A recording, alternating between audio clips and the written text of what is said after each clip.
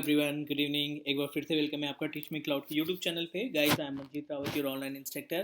सो जैसा हमने last video में डिस्कस किया था कि जो AWS की सोल्यूशन आर्किटेक्ट की सीरीज़ है SAA 02 जो सर्टिफिकेशन का कंटेंट हम कवर करने वाले हैं गाइस, उसकी ये दूसरी वीडियो है, दूसरी क्लास आप बोल सकते हो। और इस पर्टिकुलर क्लास में हम आपको डिस्क्राइब करने वाले हैं कि कैसे आप अपने EC2 इंस्टेंस की प्रॉपर्टी को मैनेज करने का काम करते हैं। लास्ट वीडियो में हमने देखा था कि EC2 इंस्टेंस को कैसे क्रिएट किया जाता है, कौन से स्टेप फॉलो करने पड़ते हैं वर्चुअल मशीन को क्रिएट करने के लिए, उसको कैसे RDP में एक्सेस करते हैं।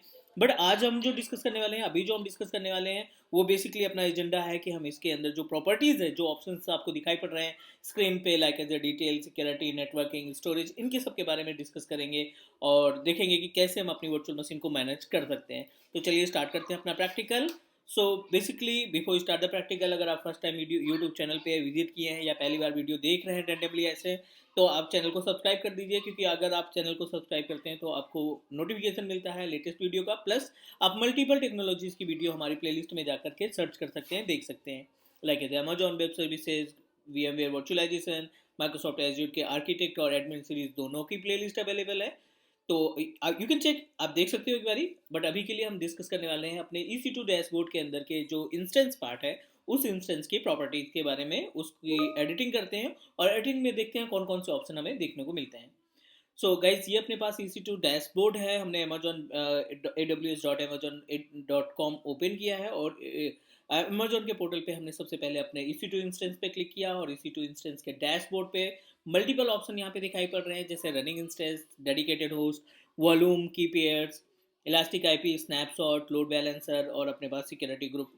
टोटल नंबर ऑफ, अगर हम सर्विसेज की बात करें तो यहाँ पे up to 9 different services run कर रही हैं। हम इनके एक जितनी भी सर्विसेज हैं सबके बारे में वन बाय वन करके देखेंगे। लेकिन अभी का जो एजेंडा है, अभी हम देखने वाले हैं वर्चुअल मशीन्स की प्रॉपर्टी। तो गाइज, ये हमने EC2 इंस्टेंस एक रनिंग है, उसको हमने क्लिक किया और आप देख रहे हो यहाँ पे कई सारे ऑप्शन दिखाई पड़ रहे हैं। AWS ने अपने पोर्टल में बहुत सारा मॉडिफिकेशन किया है। अगर आप 2 महीने या 3 महीने पहले अपने AWS पोर्टल को देखते तो जो लुक था, जो सर्विसेज थी, वो टोटली डिफरेंट थी। लेकिन अगर हम लेटेस्ट AWS पोर्टल की बात करें, EC2 इंस्टेंस डैशबोर्ड की बात करें, तो काफ़ी ज़्यादा चीज़ें जो हैं आसान कर दी गई हैं। देखते हैं कौन कौन सी चीज़ें इन्होंने ऐड कर रखी है या फिर इनके लुक में क्या चेंजेस हुए हैं। तो सबसे पहले ये आपका EC2 इंस्टेंस, यहाँ पे जहाँ पे नेम की का मेंशन है, यहाँ पे एडिट पे क्लिक करेंगे। ये बेसिकली जो बॉक्स बना है, ये एडिटिंग के लिए है। जहाँ पे भी आपको ये बॉक्स दिखाई पड़े, इट मीन्स दैट आप उसमें एडिटिंग कर सकते हैं। तो अब यहाँ पे एडिटिंग में इसका हम एक नाम मेंशन कर देते हैं, जैसे विंडोज सर्वर 2012 मशीन हमने क्रिएट की है, तो हमने यहाँ पे विंडोज सर्वर यहाँ पे मेंशन कर दिया है। तो अब आप इसको नाम से वेरीफाई करा सकते हैं, राइट। अगला है इंस्टेंस ID, दूसरा है कंडीशन, रनिंग इंस्टेंस, ये स्टॉप है, रनिंग है, टर्मिनेटेड है, जो भी इन्फॉर्मेशन होगी यहाँ पे दिख जाएगा। इंस्टेंस टाइप में कैपेसिटी दिखाएगा वर्चुअल मशीन की। T2 माइक्रो का मतलब है फ्री ट्रायल, 8 GB की रैम, 1 कोर का CPU मिलेगा इसमें। स्टेटस चेक में 2x2 check means everything is okay, user के साइड से और बैकएंड साइड दोनों तरीके से ओके है। अलार्म कोई कॉन्फ़िगर नहीं हुआ है। अगर हम अगले स्टेप की बात करें, तो जो वर्चुअल मशीन रन कर रही है, वेस्ट US 2A लोकेशन है इसका। ये इसकी पब्लिक IP एड्रेस या DNS बोल सकते हो आप। ये यहाँ पे पब्लिक IP एड्रेस की डिटेल, इलास्टिक IP हमने इसमें मेंशन नहीं किया, दैट्स वाई ये 0 कुछ भी नहीं दिखाई रहा है। यहाँ पे IPv6 नहीं है, मॉनिटरिंग डिसेबल है। तो ये पूरी इंफॉर्मेशन आपके पास दिखाई पड़ रही है। इन शॉर्ट टर्म में आप इसको चेक कर सकते हो, जो पैनल है वहीं पे पूरी इन्फॉर्मेशन मिल जाएगी। ये सिक्योरिटी ग्रुप है, तो सिक्योरिटी ग्रुप एक तरीके का वर्चुअल फायरवॉल होता है, जो इनबाउंड और आउटबाउंड ट्रैफिक को अलाउ या डिनाई करने का काम करता है। तो सिक्योरिटी ग्रुप का जो नेम है, वो बाय डिफॉल्ट सेलेक्ट हुआ है, लॉन्च विजार्ड 5। और ये की पेयर जो आपने की, क्योंकि आपको भी पता है AWS में जब VM क्रिएट करोगे तो वो क्या करेगा, आपको एक की प्रोवाइड करेगा, इनक्रिप्टेड की प्रोवाइड करेगा। उसको आप डिक्रिप्ट करेंगे तो आपको पासवर्ड मिलना स्टार्ट हो जाएगा। ये डेट और टाइमिंग की बात कर रहा है कि आपने इंस्टेंस आपने कब लॉन्च किया। तो ये आपका GMT 5:30 5:48 पे हमने वर्चुअल मशीन को क्रिएट किया था। तो ये उसकी इन्फॉर्मेशन दिखा रहा है। ये हो गई बेसिक इन्फॉर्मेशन। लेकिन जो इम्पोर्टेंट पार्ट है, important part in the sense virtual machine के जो सेटिंग्स है, उन सेटिंग की अगर हम बात करें, तो चलिए देखते हैं यहाँ पे सेटिंग के बारे में। इंस्टेंस हो गया। अब यहाँ पे अगर नीचे देखते हैं, सबसे पहला ऑप्शन डिटेल्स का दिखाई पड़ रहा है। डिटेल में अगर आप पहले पैनल पे देखेंगे तो इंस्टेंस है, रनिंग स्टेटस है, T2 माइक्रो इसका कॉन्फ़िगरेशन है, मशीन कौन सा है, ये विंडोज़ ऑपरेटिंग सिस्टम है, ठीक है। लॉन्च टाइमिंग क्या है, वो सारी इन्फॉर्मेशन आपको मिल रही है। ऑनर मतलब आपका अकाउंट, ये अकाउंट डिटेल है, यहाँ पे जो आपने साइन अप किया है, सब्सक्रिप्शन परचेज किया है, उसकी इन्फॉर्मेशन है। वर्चुअलाइजेशन में HBM आपने इस्तेमाल किया है, हाइपरवाइजर वर्चुअल मशीन इसका इस्तेमाल की है, ठीक है। और एवरीथिंग इज ओके। यहाँ पे अगर हम बात करें नेक्स्ट पार्ट की, तो आई अबाउट इंटरनेट नेटवर्किंग के बारे में डिस्क्राइब किया है। पब्लिक आईपी एड्रेस आपके पास है, प्राइवेट आईपी एड्रेस है, डीएनएस की डिटेल आपको मिल रही है, वीपीसी की डिटेल मिल रही है, ठीक है। एक बेसिक ओवरव्यू दिया गया है आपकी वर्चुअल मशीन से रिलेटेड, क्या कॉन्फ़िगरेशन है, एक कोर का सीपी यहाँ पे अवेलेबल है, ठीक है। की पेयर का नाम यहाँ पे है कि की पेयर आपने क्लास 2 के नाम से क्रिएट किया है। तो मोस्टली ये आपको अपनी वर्चुअल मशीन के बारे में पूरी इन्फॉर्मेशन चाहिए, तो आप डिटेल पे क्लिक करेंगे। सेकंड ऑप्शन सिक्योरिटी है, तो सिक्योरिटी में अगर कोई आईएम रोल आपने कॉन्फ़िगर कर रखा है तो उसकी इन्फॉर्मेशन मिल जाएगी। सिक्योरिटी ग्रुप, जो जैसा कि हमने डिस्कस किया था, सिक्योरिटी ग्रुप एक तरीके का वर्चुअल फायरवॉल होता है, जिस वर्चुअल फायरवॉल में इनबाउंड और आउटबाउंड करके 65,535 लॉजिकल पोर्ट्स होते हैं। इन लॉजिकल पोर्ट्स की हेल्प से आप क्या कर सकते हो, अपनी वर्चुअल मशीन में जो भी ट्रैफिक इन करना चाहते हैं, आउट करना चाहते हैं, आप अपनी सिक्योरिटी ग्रुप से मैनेज कर सकते हैं। यहाँ पे 3389 सिर्फ एक विंडोज़ मशीन है, तो 3389 यानी आरडीपी का आपने पोर्ट अलाउ कर रखा है, जिससे आप वर्चुअल मशीन को कहीं से भी एक्सेस कर सकें। आउटबाउंड सभी अलाउ है, क्योंकि 0.0.0/0 है, इट मीन्स दैट कोई भी ये वेबसाइट को एक्सेस कर सकता है, कोई भी सर्विस को हमारी वर्चुअल मशीन एक्सेस कर सकती है।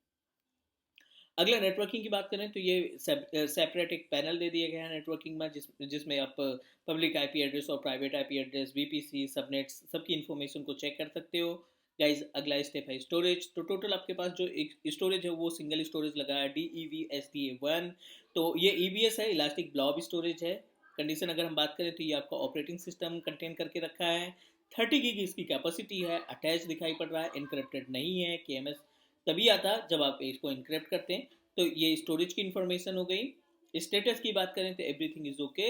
System reachability cheque pass, instance reachability cheque pass.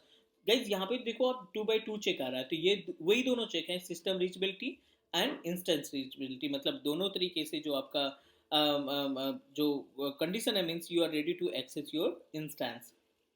Monitoring हमने अनेबल नहीं किया है। टैग हमने मेंशन नहीं किया। Tag basically is a naming service जो आपको आइडेंटिफाई करता है अपनी वर्चुअल मशीन को इजिली एक्सेस करने के लिए। तो ये बेसिक सी इंफॉर्मेशन हो गई वर्चुअल मशीन के प्रॉपर्टीज़ के बारे में। बट अभी हम जो बात करने वाले हैं, हम देखने वाले हैं कि इसमें कुछ स्टोरेज वगैरह चेंज करके देखते हैं, हार्ड डिस्क ऐड करके देखते हैं, इंस्टेंस का स्नैपशॉट लेकर के देखते हैं, ठीक है। तो उसके लिए हमें क्या करना पड़ेगा, इंस्टेंस को कनेक्ट कराना पड़ेगा। इंस्टेंस कनेक्ट करने के दो तरीके, सेशन मैनेजर यानी लिनक्स होता तो आप इसको पुटी टर्मिनल के थ्रू एक्सेस कर लेते हैं।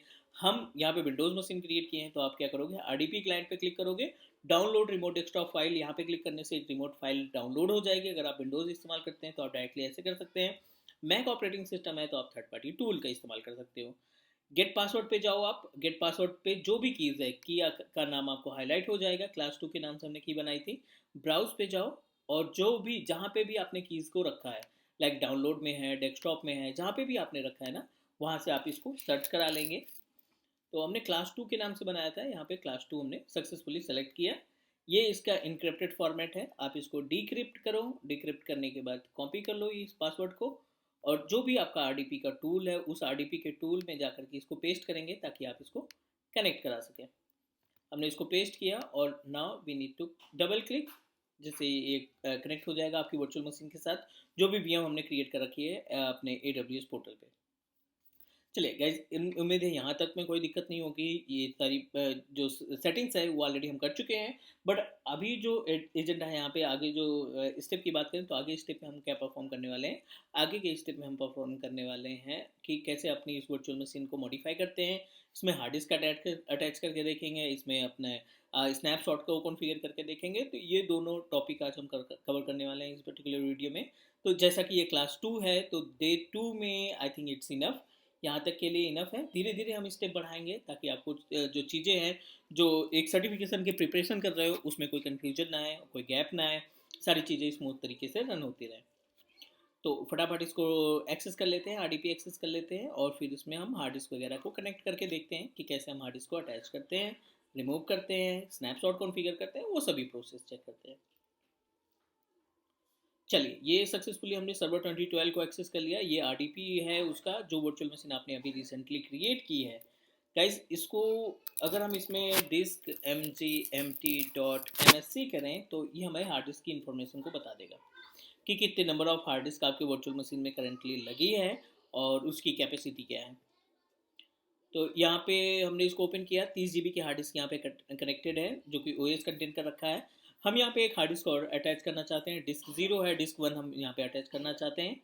तो डिस्क 1 अटैच करने के लिए आप सबसे पहले जाओगे इंस्टेंस पे, डैशबोर्ड पे, EC2 पे, और यहाँ पे देखो वॉल्यूम का ऑप्शन दिखाई पड़ रहा है, सिर्फ एक वॉल्यूम रन कर रही है।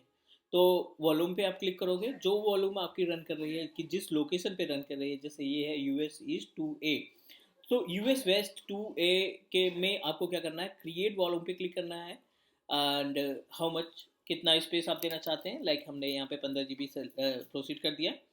लोकेशन का ध्यान रखना है आपको, US waste 2A I think यही था अपना लोकेशन, तो US ईस्ट 2A आप सेलेक्ट करेंगे। बाकी कोई सेटिंग करने की रिक्वायरमेंट नहीं है, आप सिंपल सा क्रिएट कर देंगे। तो पहला स्टेप क्या करना है, हमें वॉल्यूम क्रिएट करना है और दूसरे स्टेप में उस वॉल्यूम को अटैच करना है। अब जैसे आपने इंस्टेंस को क्रिएट किया, अगर हम यहाँ पे इसको थोड़ा सा जूम करके देखें तो आप देख रहे हो एक वॉल्यूम में जो अभी रिसेंटली आपने क्रिएट किया वो अवेलेबल दिखा रहा है, और जो दूसरा इंस्टेंस है वो इन यूज दिखा रहा है जो ग्रीन कलर का है। Means in use in the sense वो ऑलरेडी कनेक्टेड है, और जो अवेलेबल है वो आपका अवेलेबल है, बट आपने किसी वर्चुअल मशीन के साथ उसको अटैच नहीं किया। तो आपने कुछ नहीं करना, एक्शन पे क्लिक करना है। एक्शन पे क्लिक करने के बाद अटैच वॉल्यूम पे जाओगे। अटैच वॉल्यूम पे जो इंस्टेंस आपने क्रिएट किया है, यहाँ पे जैसे विंडोज सर्वर क्रिएट किया है हमने, वहाँ पे सेलेक्ट किया और XVDF ये इसका फॉर्मेट है, आप इसको अटैच कर देंगे। अब आप देखेंगे यहाँ पे दोनों इंस्टेंस जो है इन यूज दिखाई पड़ रहा है, एवरीथिंग इज ओके, यहाँ तक में कोई प्रॉब्लम नहीं हुई होगी। अगर आप इंस्टेंस देखोगे ना तो आप देखो यहाँ पे 15 GB जो आपने रिसेंटली ऐड किया है ना, वो आपको ऑनलाइन यहाँ पे डिस्क 1 के रूप में दिखाई पड़ रही है। तो सिंपल सा फंडा है, सिंपल सा स्टेप है जो आपको फॉलो करना है नई इंस्टेंस को अटैच करने के लिए। आप इसको इनिशियलाइज करो, ब्लैक स्क्रीन पे राइट क्लिक करो, क्रिएट सिंपल वॉल्यूम कर दो। आप जो एडिशनल हार्ड डिस्क आपने अपने वर्चुअल मशीन या इंस्टेंस को प्रोवाइड किया है वो सक्सेसफुली आपका यहाँ पे क्रिएट करने के बाद, इंस्टेंस को फॉर्मेट कर, sorry, virtual machine virtual disc को फॉर्मेट करने के बाद आप अपने मन से कोई भी डेटा यहाँ पे स्टोर कर सकते हो, अपलोड कर सकते हो। चल माई कंप्यूटर ओपन करते हैं, यहाँ पे कुछ फाइलें अपलोड करते हैं। लाइक एज ये डी ड्राइव है अपने पास, अभी रिसेंटली 15 GB की जो हमने बनाई है। फोल्डर बना लेते हैं एक, लाइक टेस्ट के नाम से, और यहाँ पे फोल्डर के अंदर हम कुछ डेटा रख लेते हैं, लाइक एज TXT डेटा रख लेते हैं यहाँ पे, और फिर उसका स्नैपशॉट लेते हैं। दिस इज टेस्ट फाइल, ठीक है, ये अपने पास टेस्ट फाइल के नाम से हमने क्रिएट कर दिया, इसको हमने सेव कर दिया। Everything is okay. आपने डेटा क्रिएट, आपने हार्ड डिस्क अटैच की, नई हार्ड डिस्क अटैच करने के बाद उस हार्ड डिस्क के अंदर आपने क्या किया, एक फाइल जो है क्रिएट कर ली, एक फोल्डर क्रिएट कर दिया टेस्ट के अंदर, टेस्ट नाम का, और उसमें एक फाइल क्रिएट कर दी। ठीक है, कोई सा भी डेटा आप रख सकते हैं।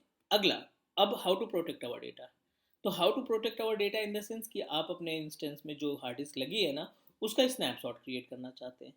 तो बिल्कुल सिंपल सा ऑप्शन है, आप उसी हार्ड डिस्क वाले पैनल पे रहेंगे, एक्शन बटन पे जाएंगे सेलेक्ट करने के बाद, और यहाँ पे ऑप्शन दिखाई पड़ रहा है क्रिएट स्नैपशॉट, क्लिक करेंगे, नाम दे देंगे, हमने यहाँ पे नाम दे दिया ट्रेनिंग स्नैपशॉट, ठीक है। ट्रेनिंग स्नैपशॉट को क्लिक करके क्रिएट कर दिया।